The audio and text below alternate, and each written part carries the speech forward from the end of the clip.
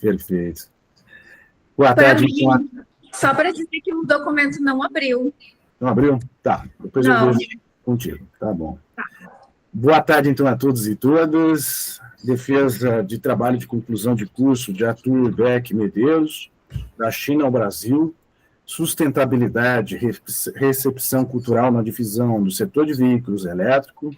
Agradeço, então, a presença das professoras Dinalva Félix da Neves e a professora Jordana Neves por fazerem parte aqui, né, da nossa banca de trabalho de conclusão de curso. O rito, Arthur, é da seguinte maneira, e a todos a assistência, cumprimento também a todos os alunos, parentes e familiares.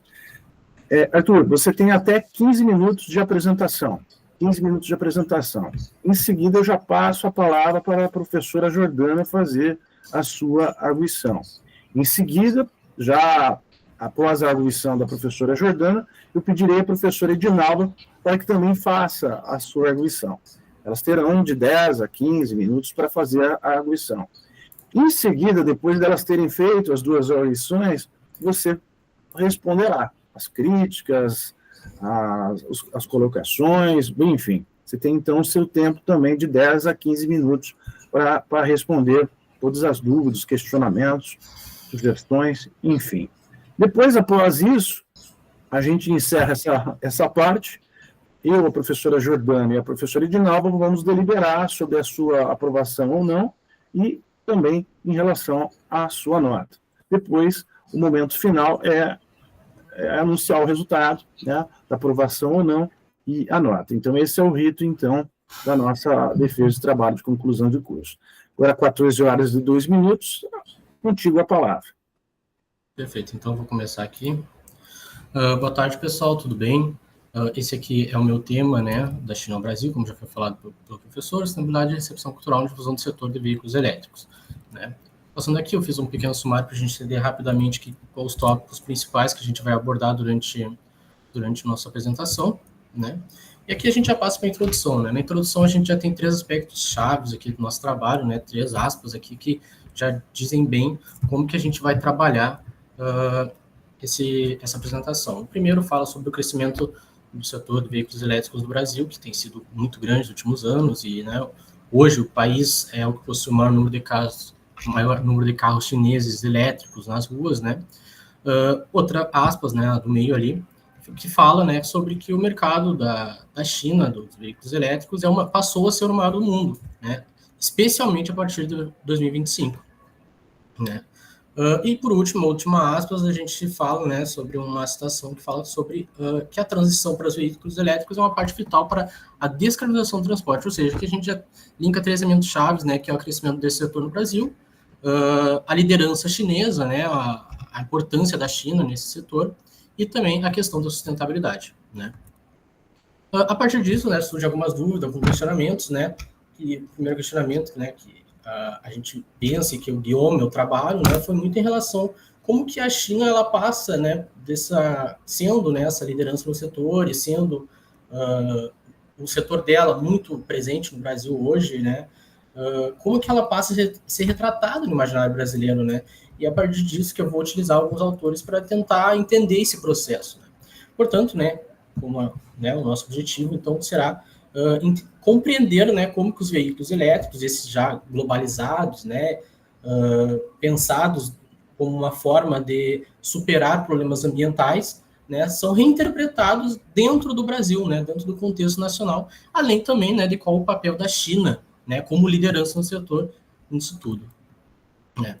Dentro da metodologia, primeiramente, eu vou fazer uma revisão bibliográfica de alguns trabalhos norteadores, né, vou tentar conciliar 2 teorias ali, que eu já vou falar a seguir, né, e depois eu vou fazer uma análise documental do conteúdo, principalmente do governo chinês, para entender como que deu-se a origem desse setor na China. Muito para entender se foi uma estratégia pensada já em ser uma liderança ecológica, qual a estratégia da China por trás disso, né. Também vou fazer uma análise do mercado do setor dos novos veículos elétricos do Brasil, né, como justificativo do tema. Essa análise vai se dar através da Associação Brasileira dos Veículos Elétricos, né, que é um site que tem todos os dados e estatísticas do aumento desse mercado no Brasil, né. A gente vai ver que aumentou muito nos últimos anos. Além disso, também eu usei durante minha pesquisa portais de notícias, eu usei redes sociais para entender essas coisas, e justamente linka isso com o último método, né, que é uma análise quantitativa e qualitativa de redes sociais, mídia do governo brasileiro, né, para entender qual o retrato, né, dessa expansão dos carros elétricos do Brasil. No marco teórico, então, né, eu utilizei 2 autores principais aqui. Primeiro, a gente está falando de Renato Ortiz, né, com a sua teoria da mundialização, que basicamente ele vai dizer que a mundialização, né, é um processo que permeia a sociedade, né, que um produto, quando ele sai na sua origem, quando ele entra, né, dentro da chamada cultura internacional popular, que é meio que uma cultura compartilhada entre todos os povos, ele vai dizer que ela deixa de ser apenas um produto, um capital, né, mas ela se insere nas práticas cotidianas dos homens. Tem um exemplo muito legal que eu trago no TCC e vou falar aqui, que é o do McDonald's, né, que ele fala isso no texto dele, né, que o hambúrguer, né, ele não é um produto, né, que o McDonald's ele não é somente um produto hambúrguer, mas ele vai dizer que é uma nova forma das pessoas olharem a refeição, não como algo demorado, sentar-se à mesa, algo sagrado, digamos, né, como era visto até uns tempos atrás. Não, hoje o McDonald's, o fast food, ele inova, né, ao tentar diminuir o tempo, ao focar em aspectos mais pragmáticos, dessa forma, sabe? Entender que a gente vai ali, se alimenta rápido e já volta a fazer o que a gente estava fazendo, sabe? É um exemplo, né, da mundialização do Renato Ortiz, né? Eu acho que é um exemplo bem legal que ele traz ali no seu trabalho. Por outro lado, a gente tem o NAI e o Soft Power, né, que justamente, né, a gente vai discutir sobre a questão da influência, né, dos carros elétricos dentro do cenário brasileiro, já que, né, a China tendo a liderança, tendo esse aspecto por trás dela, da sustentabilidade, da internalização de práticas cotidianas dentro do contexto nacional, talvez leve a uma aceitação, né, não proposital, muitas vezes consequente, né, quando se consome carro elétrico. É bem importante aqui, antes, né, de passar, ressaltar que o Ortiz ele não trabalha com a questão do poder, né? Então, foi um pouco difícil o trabalho conciliar essas duas teorias, né? Já que o Ortiz ele não pensa em questão de influência, em questão de gerar poder sobre o próximo. Né? Alguns resultados aqui, né? Primeiro a gente vai falar sobre a ascensão chinesa rapidinho, depois sobre a indústria, né, no Brasil, certo? A ascensão chinesa justamente para a gente entender as origens, né, do setor na China.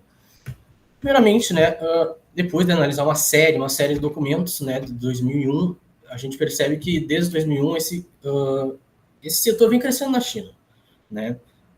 Há menções, né, sobre o setor, né, o setor em específico, mas são poucas, né? Ela está presente em relatórios gerais de desenvolvimento do país, né, e falam muito lá em primeira pessoa sobre desenvolvimento nacional, desenvolvimento disso, desenvolvimento daquilo, né? E há a percepção, né, que desenvolver tal indústria era um objetivo maior, que no momento aquele era desenvolver a alta tecnologia da China, de forma que colocasse o país numa posição, né, de competir no mercado internacional. E era somente assim que durante esses anos, foi visto o setor elétrico. Ele foi sendo evoluído ao longo do tempo, principalmente em locais mais específicos. Não era uma questão nacional, pode dizer que era municipal. Eu acho que é errado dizer municipal, porque eu não sei direito como é que se chama na China. E eu não fiz uma pesquisa aprofundada sobre isso, né? Porque seria algo mirabolante, né? E pesquisar sobre províncias chinesas e os seus planos de prefeituras e tal para os veículos elétricos. Mas o que deu-se a entender durante todo o trabalho é que, ao se tornar, ele fala muito sobre se tornar uma política nacional, ou seja, havia políticas locais, mas nacional ainda estava andando nesses passos, né? Além também, né, que fala sobre a necessidade de combater a poluição. Durante os anos 2012, 2014, entende-se que era um setor que era necessário planos para o setor, né? Houve o primeiro documento oficial e começa a colocar, né, como, né, uma das estratégias nacional, né? Que é a primeira vez que a gente tem como uma estratégia nacional. Além disso, né, tem o agravamento da poluição, né, que é o Air Apocalypse, que na época foi bastante falado e tal, né? Que foi sobre crises respiratórias que houve na China, doenças respiratórias, tanto que o turismo foi fechado na época. Em 2015 atual, né, tem a consolidação do setor, tem o grande plano de desenvolvimento, Made in China, né, 2025, e se tornou uma das principais estratégias, né, de desenvolvimento nacional do país, né? Tipo, o setor da China, nesse momento, expandiu para o mercado nacional, havia planos de expansão no mercado nacional e se consolidou no país, né? Então, e aqui a gente vai ver, né, rapidamente aqui, né, a revisão dos planos. Aqui a gente vai ver que entre 2001 e 2011 tem muitos planos aqui que eu coloquei, né, principalmente meio que catando, sabe? Eu fui meio que catando. Opa, precisamos achar citações aos veículos elétricos. Então, há citações em todos esses trabalhos aqui, mas é sempre rapidamente. É sempre tipo, precisamos desenvolver veículos de nova energia, precisamos desenvolver motores de nova energia, precisamos desenvolver veículos elétricos. Mas apenas citações, não tem um plano voltado. E há uma preocupação constante justamente com as questões ambientais. Já nos planos 2012 e 2014, na esquerda aqui do slide, como a gente pode ver, você tem 2 planos que foram mais importantes. Afinal, aqui a gente encontrou algo que nos dava um guia. A gente encontrou um plano direcionado.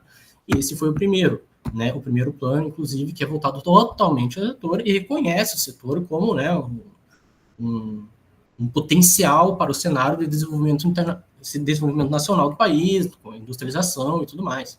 Além disso, a gente tem a BRI também, que é o Plano de Ação da Iniciativa Cinturão e Rota, que fala sobre expansão econômica, internacionalização, investimento chinês, mas não há menção ao setor. Mesmo que ele fale sobre energia renovável de diversas formas, energia solar e tudo mais, energia eólica, não há menção ao setor da China, ou seja, não há indícios, né, de ver esse setor como uma parte de um plano maior, né.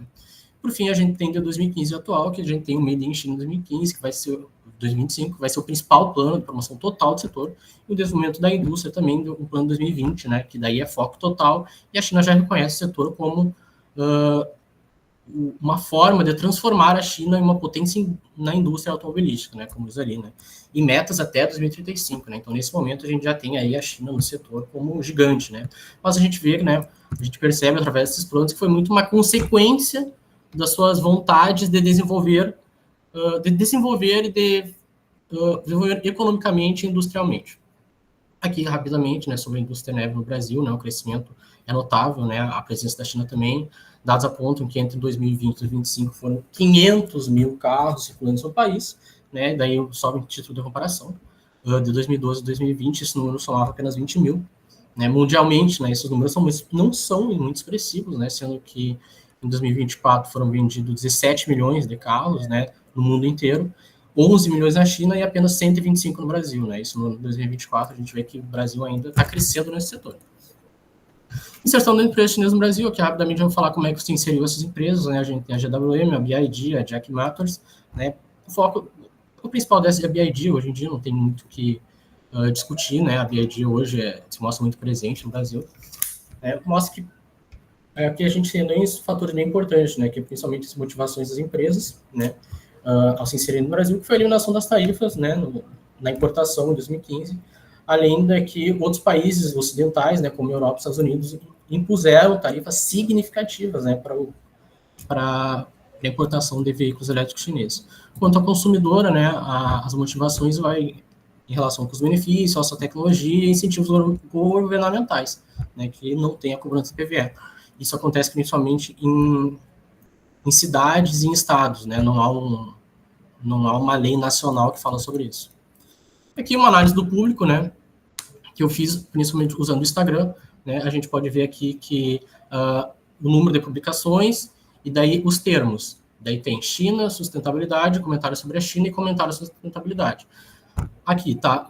Quando os dois primeiros termos, China e sustentabilidade, são quantas vezes a empresa mencionou esses termos, ou seja, a BID mencionou dentro das suas publicidades 19 vezes o termo da China.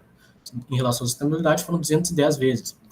Quantos comentários, né, das pessoas, houve 447 comentários sobre a China e 214 sobre a sustentabilidade. A gente vê aqui, né, que há, sim, né, uma questão que, principalmente a Jack Motors e a BID, que elas buscam muito a questão da sustentabilidade para propagar, né, os veículos elétricos. Mesmo que isso não seja respondido de forma tão assim pelo público, né? Como a gente pode ver no BID, a gente tem 214 comentários, mas que é pouco em relação aos 900 publicações que tem a BID, né? Então, ou seja, não tem exatamente, né, uma resposta do público, né?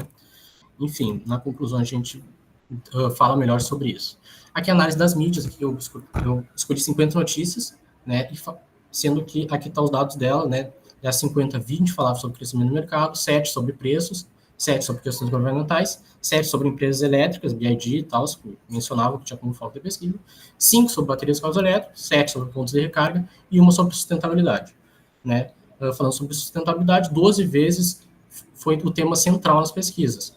E foram contadas também 25 vezes em que as notícias fizeram alguma ligação com a China, com empresas elétricas chinesas. Né? Aqui, análise do mercado, a gente tem 2 pontos aqui, um dualismo, né, que fala sobre que o governo teve um papel mais tímido, né, na inserção chinesa. Foram poucas políticas nacionais, destaque para o programa Rota, né, e o programa Mover, né, que há esse incentivo, a produzir carros mais sustentáveis, carros que consomem menos poluição. É um incentivo que vem se criando, mas ainda não é algo... são poucas os programas que existem, né? Além de que tem uma volta das tarifas, né? Como eu disse, as tarifas acabaram, mas elas voltam. E tem como meta de 35% em 2026. E também tem um incentivo para construir empresas no Brasil, né? Empresas chinesas no Brasil, né? Que no caso, daí, a gente já fica nesse dualismo entre incentivo chinês e nacionalismo. E para concluir, né, a gente vê que o papel da China... para começar, a liderança da China é uma mera consequência, né, como a gente pode ver, das questões nacionais, é uma mera consequência da busca por industrialização em aspectos econômicos e por último, fatores ambientais. Além de que a recepção brasileira mostra que o símbolo carregado da sustentabilidade que a gente viu é que o consumidor é muito movido por questões pragmáticas, econômicas e de performance, né? E além disso tudo, a gente tem, né, usando o Renato Ortiz, a gente pensa muito no efeito pós-consumo, ou seja, tem um enraizamento do produto, né? E a gente vê uma maior presença chinesa, possível influência, né, desse imaginário brasileiro, mas também pode ser que, com o tempo, haja um desprendimento da imagem chinesa. Ou seja, ao mesmo tempo que a gente tem influência chinesa, pensando na questão do soft power, pensando no Renato Ortiz, a gente percebe que talvez essa presença torne a China meio estranho ao cotidiano brasileiro e, com o tempo, a gente aceite melhor a China dentro do Brasil. Por fim, acabou. Referências. Tudo mais. Perfeito, Arthur. 15 minutos certinho. Muito bom, Arthur. Parabéns pela apresentação. Eu vou passar, então, a palavra de imediato à professora Jordana, mas eu pediria gentilmente que você tirasse, né, a apresentação. Ok?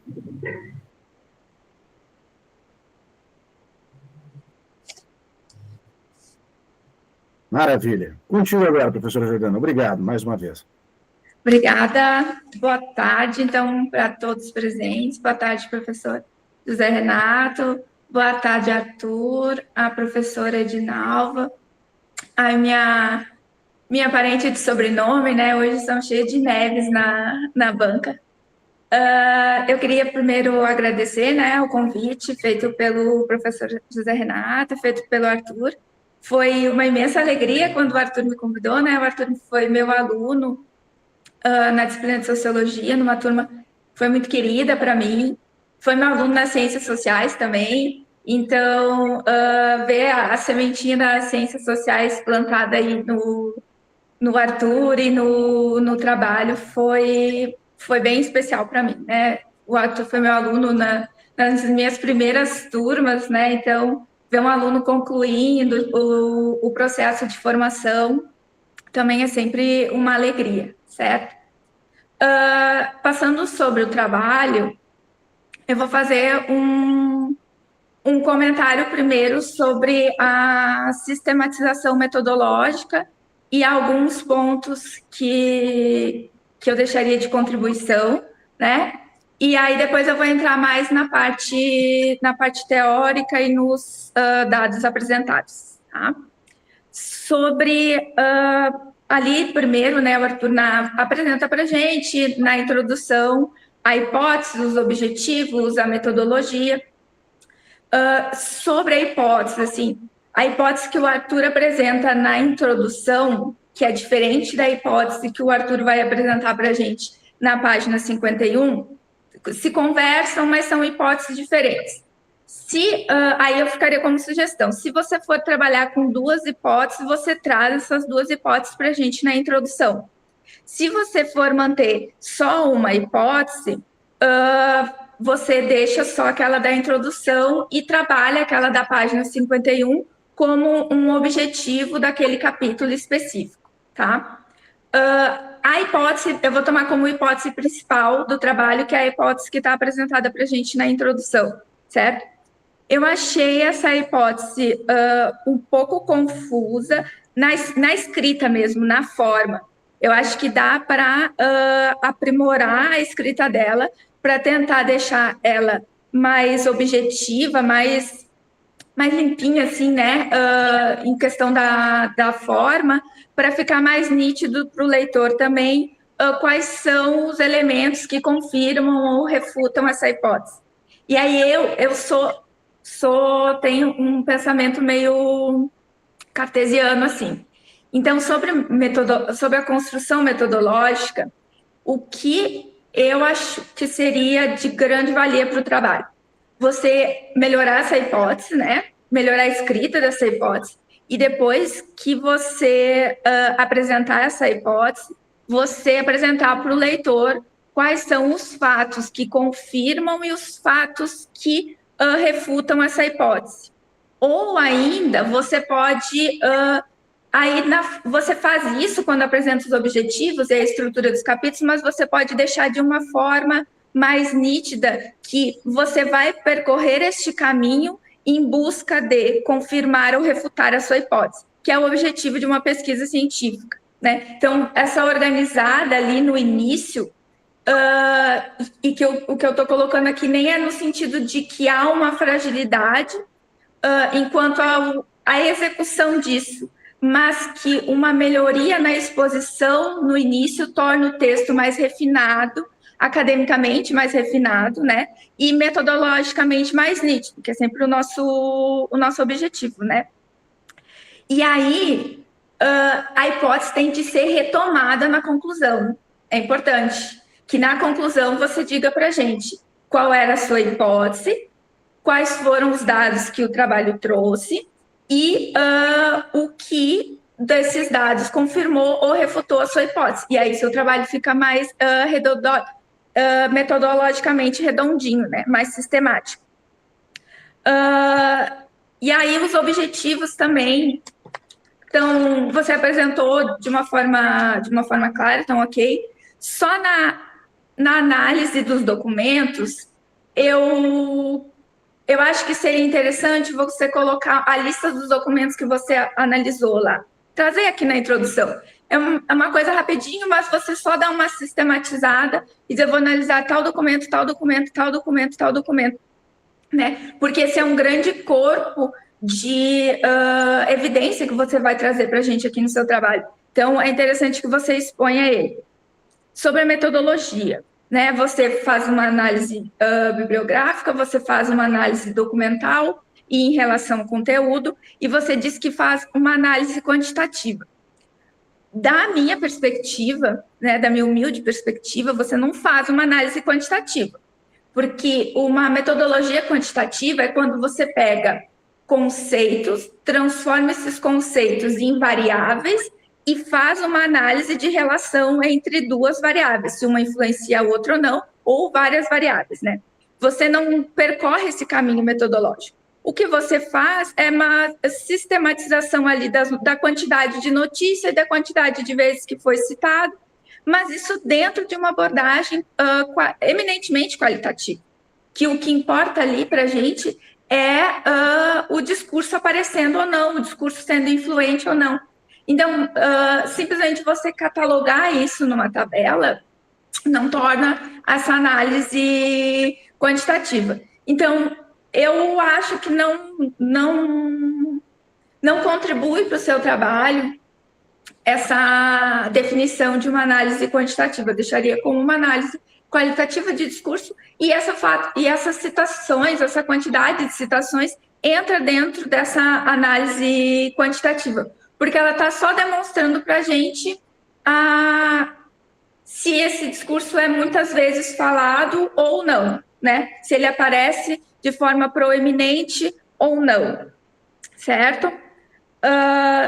Seguindo, agora entrando nas primeiras discussões ali, que você vai fazer, que daí você vai trabalhar com Ortiz e com a teoria do soft power.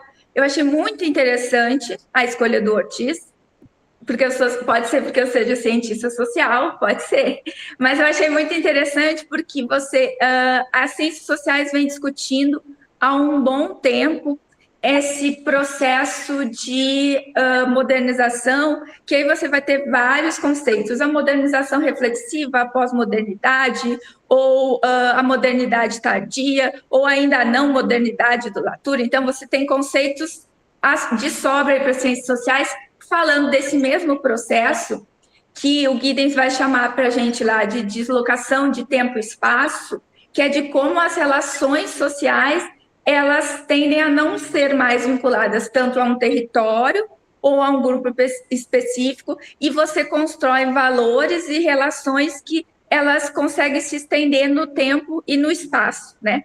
E essa análise que você está fazendo, ela se encaixa muito nesse tipo de estrutura de relações sociais que nós temos contemporaneamente nessa modernidade.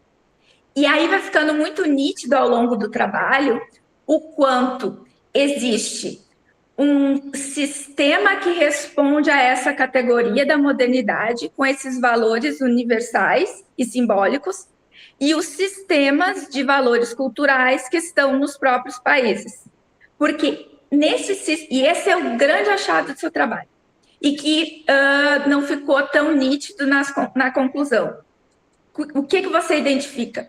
Que a gente tem esse sistema de valores transnacional que torna o meio ambiente, os elementos do meio ambiente, simbolicamente muito importantes, muito valorizados, e que passam a ser levados em consideração nas relações econômicas e no estabelecimento das relações internacionais entre países, mas que não necessariamente influenciam nas decisões internas, nas decisões econômicas internas. Por que eu digo isso? Porque todo o processo que você trouxe para a gente da China, ele, na minha perspectiva das evidências que você trouxe, ele demonstra que o discurso verde só aparece no momento em que a China se abre para esse sistema internacional e ela tem que negociar a partir desses valores e ela incorpora esse valor para o discurso internacional. Mas ela não tem uma agenda tão própria a ponto de esse valor ter estimulado o desenvolvimento do produto que a gente está analisando aqui. E aí, quando a gente entra no mercado brasileiro,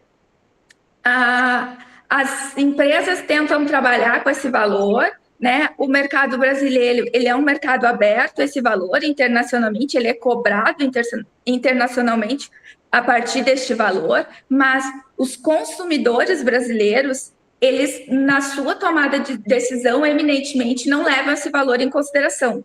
Então, a gente tem três, né? Ou dois sistemas de valores aí. O sistema de valor internacional, desse mundo globalizado, desses valores simbólicos internacionais, e esses valores, sistemas de valores internos dos próprios países, que vão motivar essas escolhas econômicas, certo? E aí o grande ponto do seu trabalho é esse valor que influencia tanto as tomadas de decisões internacionais não influencia tanto assim as tomadas de decisões nacionais. Os países só respondem a eles como um estímulo para poder se colocar internacionalmente. Então, esse valor transnacional influencia, importa. Mas, se não tivesse esse sistema internacional que estabelece ele como importante, talvez a gente não tivesse como consequência esse desenvolvimento desse tipo de tecnologia ou essa preocupação com o próprio meio ambiente. Para mim, isso sim foi o que o seu trabalho deixou mais nítido. E aí, nesse sentido, achei que em alguns momentos você identifica essa não motivação chinesa por um valor vinculado ao meio ambiente e à sustentabilidade, até porque a própria noção de sustentabilidade é uma noção ocidental, né? Mas não, e você esclarece para a gente em alguns momentos, e em outros momentos parece que você está falando que ela tinha uma intenção. Isso aparece justamente na sua hipótese inicial, que você vai falar de um discurso verde, E aí também, né, que você vai falar que ele não foi intencionalmente um projeto chinês, mas você está sempre falando de um discurso verde aliado ao desenvolvimento dos carros elétricos. Então, assim, eu acho que você não tem essa confusão em você, mas o seu texto, às vezes, deixa essa confusão para o leitor. E aí eu deixaria como uma sugestão que você desse uma olhada nas partes em que essa noção de discurso verde, por exemplo, aparece, porque assim, você não desenvolve a construção de um discurso verde. Então, o que você está falando quando você diz sobre esse discurso verde? Você não desenvolve, os dados que você traz para a gente da China não desenvolvem a noção da construção de um discurso verde chinês. Né? Os seus dados, a China pode ter, né? Você fala ali de quando isso começa a aparecer, mas não de uma construção de um discurso para se colocar no mercado a partir deste discurso. Então, já assim, sobre a sua hipótese, já acho que você nem deveria trazer na sua hipótese inicial. E se você vai manter essa noção de discurso verde, você deveria, no mínimo, em algum ponto do texto, esclarecer isso melhor para o leitor, certo? E aí, quanto tempo eu tenho? Me perdi. Mais uns 3 minutos, professora? 4 minutos, pode ser? Certo, estamos encaminhando no final. Certo? Tá certo, e aí, então, você fala... por exemplo, aqui eu anotei, né? Você fala de um discurso verde propagado pela China, na página 62. Mas você não apresenta, assim, robustamente esse discurso verde propagado pela China. Porque em outros momentos você vai dizer para a gente que a construção deste mercado foi fundamentada na construção de tecnologia e do setor, e voltada para o setor energético do país. Né? Então, depois disso veio a construção de um discurso verde, então você tem que tornar isso mais robusto para a gente. Ou não apresentar a formação de um discurso verde, ao mesmo tempo que você diz que não é uma intenção do produto ou da construção do produto que ele tenha sido formado a partir de uma noção de sustentabilidade, certo? E aí eu entro para o ponto final do trabalho, porque a sua intenção é analisar, né? Quando esse produto chega no Brasil, esse produto passa a vincular a China a essa imagem de um discurso verde. Daí você vai entender que não, porque o consumidor brasileiro ele olha mais para a tecnologia e ele está preocupado com a infraestrutura do país que não é adequada e com questão de custo e benefício, certo? E aí você vai dizer para a gente que existe, então, uma reapropriação ou uma releitura cultural a partir dos valores brasileiros. Só que aí, então, você tem 3 momentos, porque a gente tem esse carro saindo da China pelos dados do trabalho, esse carro sai de lá sem um discurso verde. E aí, ele, quando entra nesse sistema internacional, ele fica vinculado ao discurso de sustentabilidade. Quando ele entra para o Brasil, ele se desvincula desse discurso de sustentabilidade. Tanto que as empresas vão decaindo na promoção do marketing vinculado à sustentabilidade. Então, só tem uma releitura cultural a partir deste sistema internacional, não a partir do sistema chinês, porque a China não... E se não é assim, o seu trabalho não apresentou dados para isso. Mas não me parece que a China entrou no mercado brasileiro com uma robusta construção de um discurso vinculado à sustentabilidade deste produto. Se o produto não entrou aqui com este valor, então não houve uma reapropriação, porque ele foi desenvolvido voltado para tecnologia e para desenvolvimento da China a partir da introdução dela no mercado, a abertura dela de mercado para esse cenário internacional. E no Brasil o produto é recebido exatamente assim.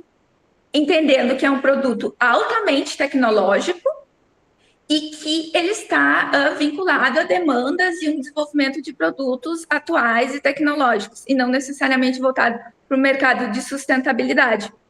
Isso é muito interessante, que todo esse mercado dentro desse produto acabe no final chegando para o consumidor com a sustentabilidade não sendo o ponto central, né, na hora do consumo, pelo menos não ali no que você analisou.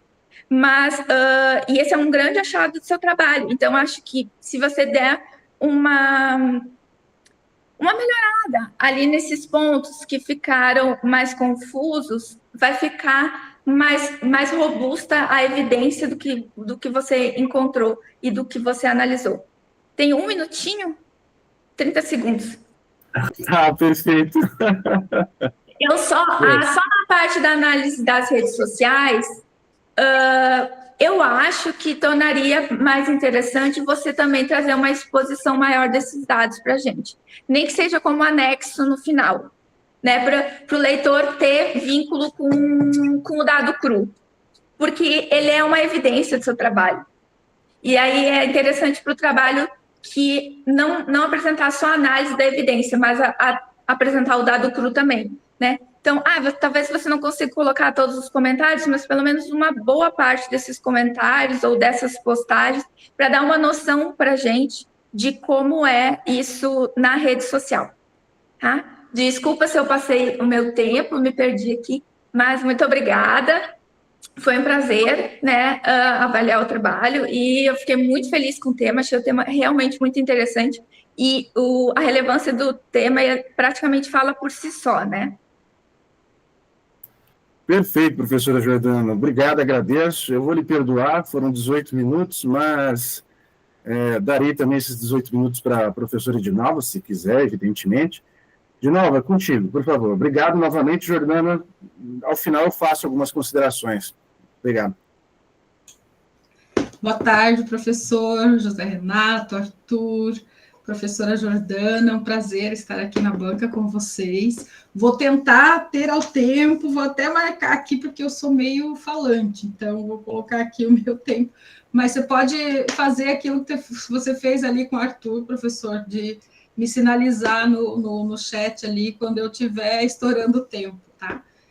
Bom, então, primeiro, agradecer mais uma vez pelo convite para participar da banca. Arthur, eu li o teu trabalho com muito interesse, eu sempre olho para os trabalhos, né, que eu avalio com bastante preocupação em como eu posso ajudar o aluno, né, nessa etapa que é tão importante para vocês e que a gente sabe de todo o esforço, né, que vocês fazem, que o orientador faz também para ajudar, para que o trabalho saia. Então, tudo que eu disser aqui vai ser no sentido de ajudar com o teu trabalho, tá?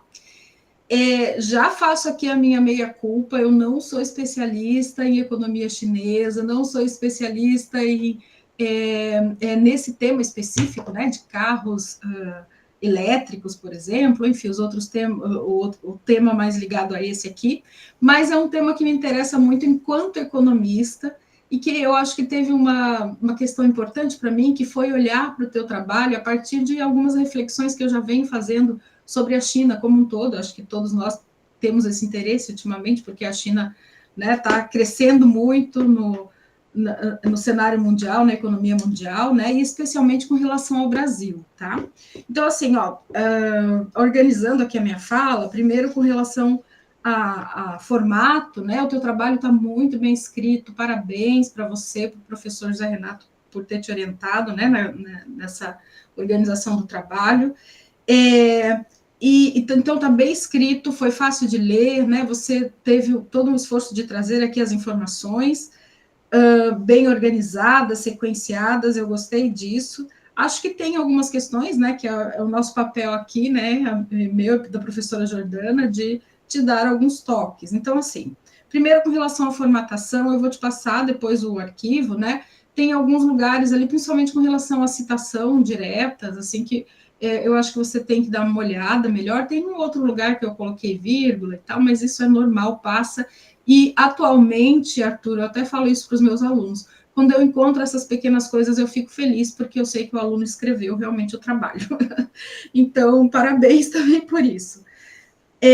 Então, assim, citações diretas que você colocou como longas e que são curtas, né? Porque tem aquelas regras do MTT, tem que ter mais de 3 linhas, não sei o que, para ser citação direta com recuo, né? Que é considerada longa. Mas ali está tudo sinalizado no texto, essas questões mais de formato, tá?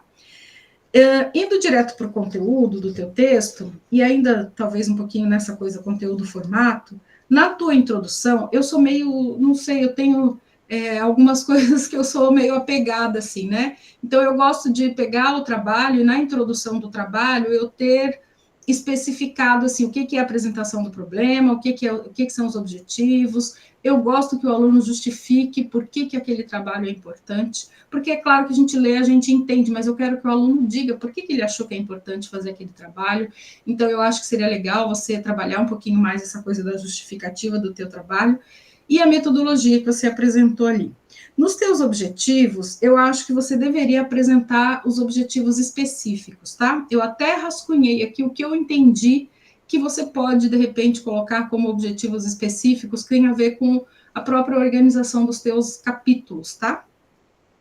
E então eu fiz uma sugestão ali, mas eu acho que depois você conversa aí com o professor José Renato e vê o que fica e o que não fica, tá? E aí, indo direto para o teu tema, eu fiquei numa crise absurda aqui com a tua hipótese. E eu achei que foi muito boa a professora ter falado nisso, porque me fez entender que não fui só eu que tive um pouco esse problema, né, com a tua hipótese. Embora talvez a minha leitura seja um pouquinho mais puxada para outra questão aqui. Eu coloquei aqui até, olha... Depois que eu terminei de ler o teu trabalho, lendo aqui a tua hipótese, eu fui ler o resto do teu trabalho inteiro com um olhar. E depois que eu li o teu trabalho, na minha percepção, a tua hipótese, o que te motivou ali foi outra coisa. E aí eu até queria que você falasse um pouco sobre isso, se eu entendi errado, ou se realmente você se perdeu no que você propôs inicialmente, no que você realmente trabalhou, né? Porque eu fiquei assim pensando, depois que eu li o trabalho inteiro, né? Na verdade, o que aconteceu foi um processo de mundialização ou de globalização. Eu fiquei, né, a partir de um determinado ponto do teu trabalho, eu fiquei olhando o tempo inteiro, buscando isso. Então, não sei, pode ter sido um erro meu ali, que peguei esse ponto, né? Mas, para mim, isso é o que realmente você está se propondo a fazer aqui. Na minha leitura, essa discussão mais de avaliar se a motivação tem a ver com sustentabilidade e tal, me parece que isso é secundário no teu trabalho. Eu li, e pode ser mesmo, de novo eu falo, o meu olhar de economista, né? Eu fui olhar para o teu trabalho, eu fui lendo o teu trabalho, e na minha cabeça eu fui procurando isso. É um processo de mundialização, um processo de globalização, e aí eu fui, né, buscando essa resposta. Então, depois você me conta se é isso mesmo que você estava pensando, ou se não, e se eu entendi errado. Então, se for isso mesmo, eu acho que a tua hipótese poderia ser essa, tá? Você colocar isso na tua hipótese aqui, e aí o teu objetivo também, você organizar ele, o objetivo geral, né? Você organizar ele com base nessa hipótese, tá? Tá, vamos lá. E aí a tua resposta lá também, nas tuas considerações finais, ela tem que vir daí, né? Ela tem que começar daí. Me parece que todos os elementos que você apresenta ali me leva a crer, eu sou mais especialista em discutir globalização, né, que é o que a gente discute mais em economia. Toda essa discussão sobre mundialização é algo que eu conhecia superficialmente, que o teu trabalho me ajudou bastante, né, com essa coisa dos conceitos e tal, né. Mas aí, pensando sobre a questão da China, aí agora eu vou trazer algumas questões para a gente refletir mesmo, tá? A gente trabalha com alguns dados fazendo análise de conjuntura, né? E aí olhando o cenário internacional e tal. Quando a gente pega os dados de exportação e importação brasileira, a gente percebe que nos anos 2000, né, a gente entra no século 21 com a China crescendo no cenário brasileiro, né, com relação ao cenário, à economia brasileira, tanto como principal parceira comercial do Brasil, tanto nas importações como nas exportações. E aí tem um gráfico, eu até fui buscar ele aqui, mas não achei, acho que eu fiquei meio perdida aqui, mas depois eu acho ele. Tem um gráfico que mostra claramente isso, tanto as exportações como as importações da China vão crescendo, e quando chega em 2009, que é quando a gente tem a crise do subprime batendo no Brasil, né, ela chega aqui mais fortemente em 2009, aí a China e Estados Unidos invertem o papel com relação a ser o principal parceiro comercial do Brasil. A China se torna a principal parceira comercial do Brasil, tanto nas importações como nas exportações. E aí, quando você abre, né, essas exportações e importações, a gente percebe o seguinte, o que a gente mais importa da China? São produtos industrializados. Então, a China contribui, de alguma forma, para a nossa desindustrialização no Brasil. E o que a gente mais exporta para a China? São commodities, né? Então, quer dizer, a China construiu uma relação comercial com o Brasil em que ela vende para o Brasil produtos industrializados, e isso tem a ver com esse momento da China que está, né, produzindo absurdamente, né, se industrializando e tal, e o Brasil só manteve, né, o seu papel de produtor, exportador de commodities. Então, me parece, por que eu estou te dizendo isso? Porque me parece que tudo isso, né, essa discussão sobre os carros elétricos e tal, que tem a ver com um momento de crescimento da indústria da China e que, por sua vez, tem a ver com todo esse processo que a China está fazendo brilhantemente, não estou falando, né, se eu sou a favor ou não, mas, enfim, que a China está fazendo brilhantemente, que é de desenvolver a tecnologia, ou seja, de inovação tecnológica. A China está aproveitando muito essa relação com o Brasil. E aí, quando a gente olha, a gente tem ali em meados desse período, se a gente olhar de lá para cá, em 2009 a gente tem o BRICS aparecendo, né, como também vamos dizer assim, uma forma de fortalecer essa relação ainda Brasil e China, que parece que cada vez mais, né, o Brasil tentando fugir dos Estados Unidos. Eu achei muito legal você recuperar toda essa discussão, né, Brasil e Estados Unidos, como esse processo de como a gente copia os Estados Unidos. Então, nessa tentativa de desvincular dos Estados Unidos, a gente está se vinculando na China, mas com o mesmo papel para nós, Brasil, né? A gente continua importando produtos industrializados, e aí, dentre estes, vem, né, os carros elétricos, que aí agora vem até uma etapa diferente, que é a China vindo produzir no Brasil. Então, percebe que, assim, a nossa relação comercial com a China, ela nos não traz nenhuma alteração, Desculpa, deixa eu desligar aqui. Eu achei que eu tivesse desligado. Ela não altera a nossa condição. Meu Deus. Desculpa, gente. Eu tinha desligado, mas liguei sem querer. Ela não altera a nossa condição de país, né, que tem uma economia subdesenvolvida e, enfim, que continua produzindo e exportando commodities. Então, eu acho que essa discussão toda sobre a produção, sobre o nosso consumo, né, de carros elétricos, e aí a China entrando com um papel bem forte no Brasil, né, uma das principais produtoras aqui no Brasil, isso talvez esteja dentro deste pacote, né, de como o Brasil está de como o Brasil desenvolve a sua indústria, e de como o Brasil produz e exporta, né. Então, eu estou aqui trazendo essas questões para te provocar, para a gente, né, refletir um pouco sobre isso. E aí, talvez por ter ido olhar o teu trabalho, muito pensando em tudo isso, eu fiquei me questionando, né, será que o que a gente está fazendo com a China, né, não é um novo processo de globalização, ou seja, a gente se colocando nesse papel, né, de economia que atua de uma forma secundária, né, e, de novo, né, no primeiro momento era Estados Unidos, que era o principal país que puxava todo esse processo, agora está sendo a China, né? Inclusive, muita gente está comemorando essa nossa desvinculação aos Estados Unidos, vinculação à China, mas a gente continua tendo o mesmo papel. Bom, eu trouxe essas questões para você refletir, para a gente refletir aqui, né? e para provocar um pouco assim o teu trabalho, né, com relação a isso. Eu sei que não era essa a tua intenção, porque não é um trabalho de economia, é um trabalho, né, de relações internacionais, mas eu acho que essas questões influenciam tudo isso que você está se propondo aqui a discutir, né? Que mais? Só para... Eu acho que tem outras questões aqui que são mais pontuais, deixa eu ver aqui, principal parceiro comercial, invasão. E aí eu fiquei lembrando, né, você é muito jovem, mas o professor Zé Renato deve lembrar que no final dos anos 90, começo dos anos 2000, começaram a surgir no Brasil umas lojinhas chamadas 99, né? E aí, aquilo era, assim, paraíso para a gente. E eu me lembro, naquela época, era acho que 2001, eu tinha um amigo que estudava economia, né? Eu ainda não estudava economia, estava começando a estudar economia, e ele dizia assim, isso não vai dar bom, isso não vai dar bom, a China vai inundar o Brasil com os produtos industrializados dela, e já está começando e vai piorar cada vez mais, e quando a gente vê, a nossa economia está totalmente dependente da economia chinesa. E agora eu olho para trás e falo, nossa, ele tinha razão, né? E aí eu tenho medo do que pode vir no futuro, né? Bom, eu acho que outras questões, Arthur, são mais assim de formato mesmo, eu coloquei aqui no teu trabalho, tá? Então eu deixo essas reflexões, acho que não tem muito mais o que falar.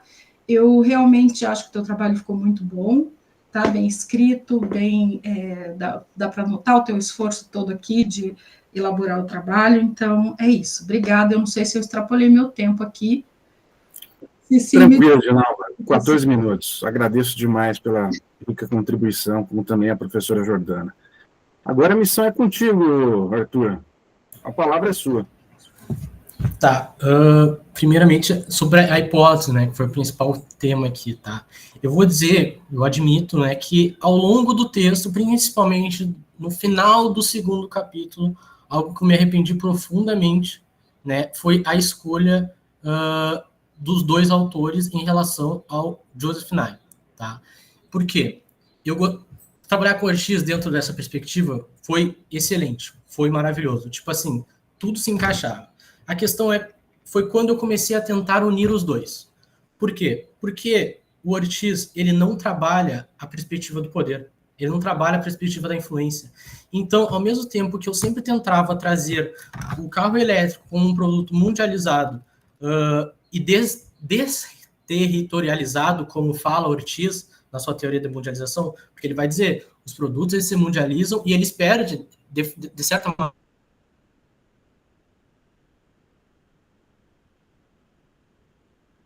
para análise como um dos meus principais marcos teóricos, ele fala da influência, ele fala justamente sobre uma influência, uma cultura que um país gera no outro e, de certa forma, há sim uma relação de poder.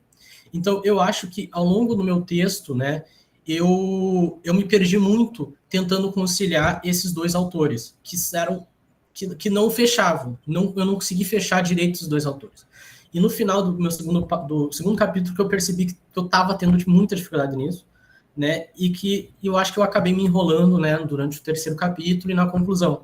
Eu acho que isso foi algo que me prejudicou, porque ao mesmo tempo que eu estava tentando pegar uma teoria da ciência social, que é o Renato Ortiz, né, e trazer a questão da cultura dele, e talvez se eu tivesse me limitado, né, focasse somente em questões culturais, sem questões de influência, só na questão de, beleza. E, tipo assim, outra coisa, eu devia ter desvinculado a questão das marcas chinesas com a China, sabe? Por causa que eu percebi que as marcas chinesas, pouco vínculo que elas tinham com o governo chinês, sabe? Tipo, elas estavam ali independente da China. Os próprios posts e coisas, a gente via isso, sabe? Não tinha muito o que agregar entre as duas. Ou seja, o argumento era usar o discurso de sustentabilidade, esse já, né, mundialmente reconhecido como, né, um propulsor, né, as marcas chinesas pegaram esse discurso e utilizaram o carro elétrico por uma questão pragmática de vendas, uma questão de consumo, né, e, enfim, era isso que eu podia ter delimitado, mas a questão foi quando eu fui pegar quando eu peguei o Joseph Nye, né, e criei 2 capítulos em cima dele e tentei juntar a questão da mundialização com a questão da influência, né?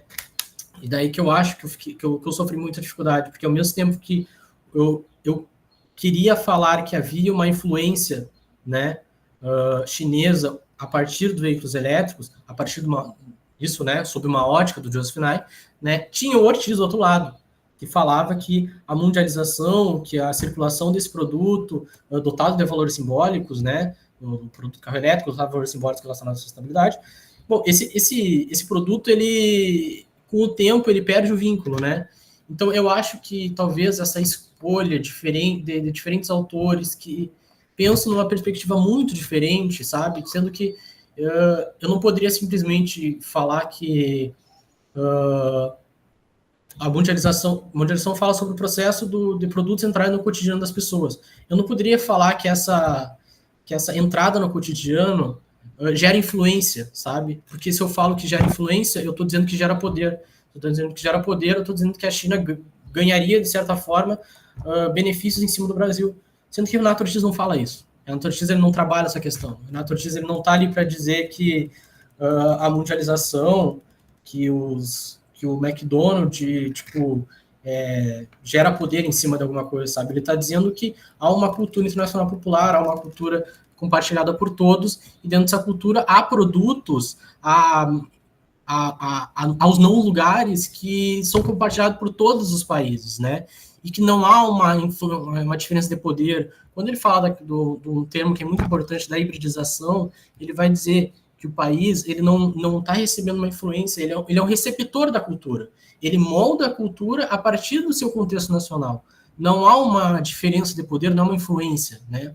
E eu acho que meu principal erro nesse trabalho, que gerou muita confusão para mim ao longo do trabalho, foi tentar unir esses dois autores, né? Um que fala estritamente sobre poder, soft power, né? E outro que não tem nada a ver com isso, sabe? Mas, enfim, eu acho que quando eu tentei me prender um pouco às RI, a uma teoria, né, das RI que envolve cultura, né, a soft power, eu acho que eu acabei me perdendo um pouco, acabei me prejudicando, né? Inclusive, algo muito interessante que o Renato Ortiz fala, né, só para concluir, quando ele fala sobre essa cultura internacional popular, ele traz os não lugares, ele vai dizer, por exemplo, que aeroportos, hotéis são os não lugares, né? Ou seja, são lugares que existem no mundo todo e que qualquer lugar que tu tiver no mundo, tu vai reconhecer aquilo como um símbolo internacional, porque, tipo, aquilo não parece que tem ligação com tal país. Se eu chegar no aeroporto da França, vai ser um aeroporto tão parecido como o do Brasil, vai ter as mesmas lojas lá, vai ter os mesmos guias, os mesmos símbolos, né? E é justamente isso que o Ortiz traz, né? E justamente eu queria tentar aplicar isso, né, para os carros elétricos e dizer como que, né, que esse símbolo da sustentabilidade dos carros elétricos entra no Brasil como uma forma de se tornar normal no cotidiano. E daí, de certa forma, até normalizar a China dentro do Brasil, né? Mas daí eu acho que, enfim, quando eu trouxe o Joseph Nye junto com essa teoria, acabou que eu fiquei um pouco confuso. Eu acho que eu não consegui concluir direito o terceiro capítulo e a conclusão, sabe, tentando unir esses dois, né? Eu acho que essa é a minha conclusão, né, final, respondendo às perguntas, né? Professoras, satisfeitas com a resposta? Tudo bem? Jordana, Edinalva? Muito bem, Arthur. Você percebe como que a banca teve uma sensibilidade, né? Uma leitura muito atenta ao seu trabalho, e o que eu chamo a atenção aqui, né? Professora Jordana, com seu olhar de cientista social, de socióloga, imagino eu, deu uma excelente contribuição ao seu trabalho, foi uma excelente audição por parte da professora, e a professora Edinalva da economia, dando também sua contribuição com o olhar da economia para mostrar como a nossa área de relações internacionais é uma área inter, multi e pluridisciplinar. E você veja, né, hoje você também chegou à seguinte conclusão: o seu trabalho tem uma pegada muito maior de sociologia do que, evidentemente, um trabalho puramente de relações internacionais. Veja aqui, então, que banca riquíssima, né, Arthur? Contribuições aqui, além de muito ricas, muito instigantes, muitas provocações, tanto da professora Jordana quanto também da Edinalva. Eu fico aqui muito feliz, né? Além de ter feito a gravação dessa banca, né? Então, eu vou encerrar agora a minha fala e agradecer novamente a professora Jordana, agradecer a professora Edinalva, vou encerrar aqui a gravação nós vamos passar para outra sala. Vou pedir para as professoras mutarem o áudio, continuar mutado, e também em relação à imagem, para a gente conversar lá na outra sala, deliberar sobre a situação do Arthur. Perfeito? Obrigado mais uma vez.